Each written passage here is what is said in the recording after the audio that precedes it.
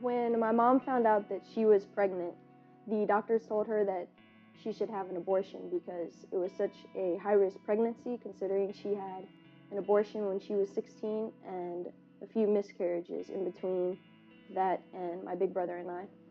She was she had a huge hole in her heart, I guess you could say, because my father left when I was 6 months old, and she looked to fill that hole in other men. She would go to the bars and try to find, I guess, someone to fill that hole, and it never helped. So when I was younger, I was molested by one of her boyfriends, and another one of her boyfriends scared my big brother off to where he just began living with our grandma, who was a very big part of my testimony with Christ, my walk with Christ.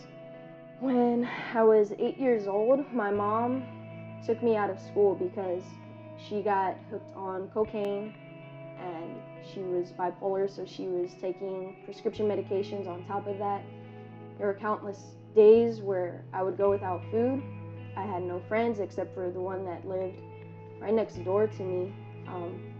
He would come and check on me just to make sure that I was okay, make sure I had something to eat. And if I didn't, he would walk down the street to buy us some Wendy's or some Dairy Queen. And if it wasn't for him, I would literally have been all alone for almost 5 years. It was a very lonely time, and it's probably why it's so hard for me to open up to people now, because I was isolated for so long.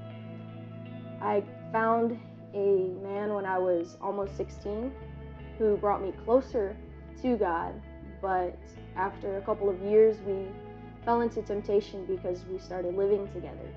And even though we were still going to church on Sundays, we just weren't really living for Christ. We were living for each other because we wanted to make each other happy. We got engaged when I was 18, and then a few years later we separated.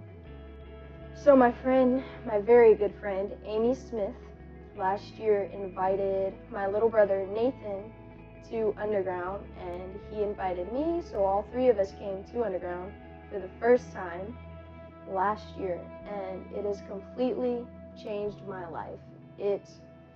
Had it not been for the people there, I know that I wouldn't be where I am right now with God. It brought me closer to Him through all the small groups, through all the fellowshipping, 512 even. And it taught me to not be afraid to speak up. It taught me that people actually do care. It taught me that Christ is always with you, even when you feel like He's not.